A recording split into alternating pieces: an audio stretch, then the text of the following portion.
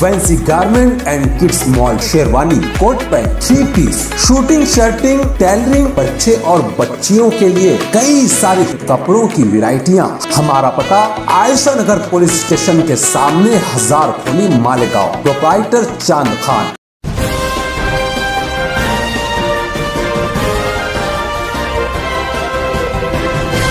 मानव समाचार, मानवता के हक में। मदारिस दीनिया को जो दरपेश ख़तरात लाहिक हैं वो ये कि इन मदारिस को बंद करने के लिए एक बहुत लंबी प्लानिंग की गई है।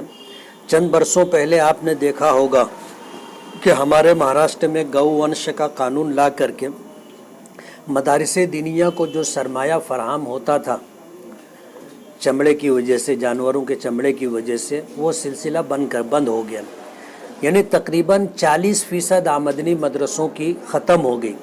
का आईडी लेना ज़रूरी है ताकि गवर्नमेंट ये इंक्वायरी कर सके कि उन्होंने इसे इनकम टैक्स में शो किया है या नहीं, और इसी सिलसिले को ले करके वो उन लोगों तक पहुँचेंगे जो मदरसों को मालियात के सिलसिले में मालियात फराहम करते हैं। जाहिर बात है किसी भी काम को चलाने के लिए मालियात का या सरमाए का होना रीढ़ की हड्डी की हैसियत रखता है।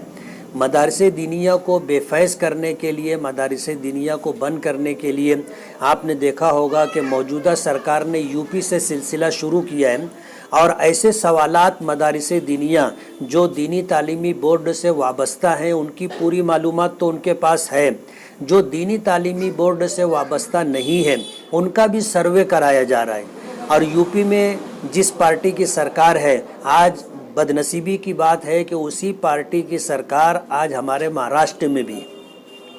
तो महाराष्ट्र के मदारिस को भी जो है अंदेशा लायक है।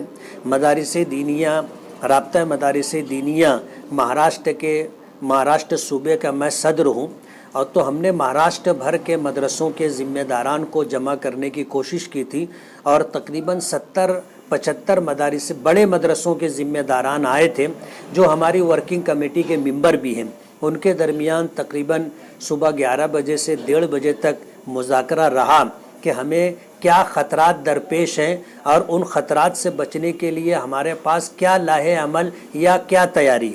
सबसे पहले हमने उनके सामने जो बात रखी कि हर मदरसा सरकारी रिकॉर्ड पर होना चाहिए, उसका रजिस्ट्रेशन होना चाहिए। दूसरी बात यह है कि मालियात का मामला बिल्कुल साफ शफाफ होना चाहिए। इस सिलसिले में अगर किसी तरह की कोताही है या बाज़ मदरसों के मुतालिक जो रिपोर्ट मिलती है कि वहाँ बदउनवानी हो रही है, यह सिलसिला बंद होना चाहिए। तीसरी बात यह कि मदरसे के कम से कम 3 साल का हिसाब व किताब ऑडिट के ज़रिए जो होता है वो मदरसे में उसकी फ़ाइल होनी चाहिए।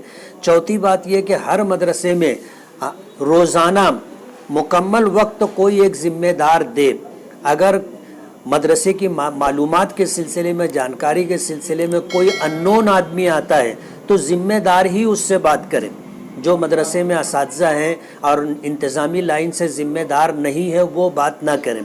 इस तरह की बहुत सारी बुनियादी बातें थी जो मदारिस दीनिया के ज़िम्मेदारान के सामने रखी गई है।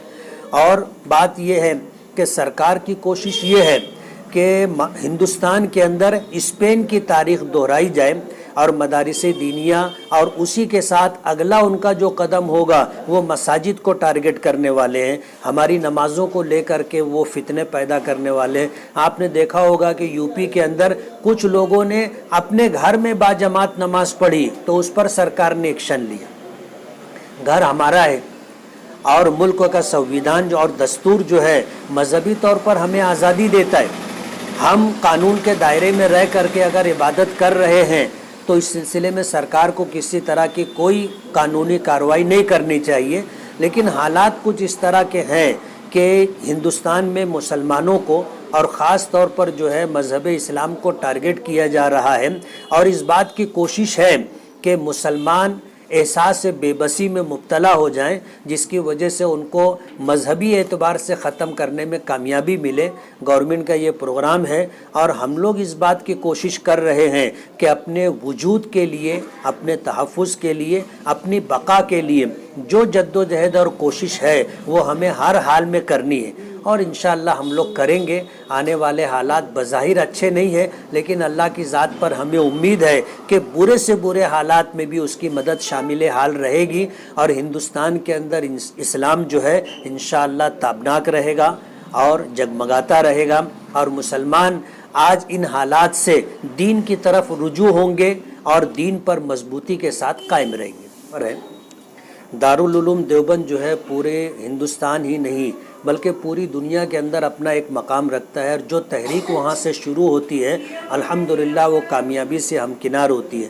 12, 13, 14 تاریخوں میں دارالعلوم دیوبند میں مجلس شورا کا اجلاس ہے جس کے ایجنڈے میں مدارس دینیہ کو لاحق خطرات کے پیش نظر کیا ہونا چاہیے اس پر بھی گفتگو ہوگی.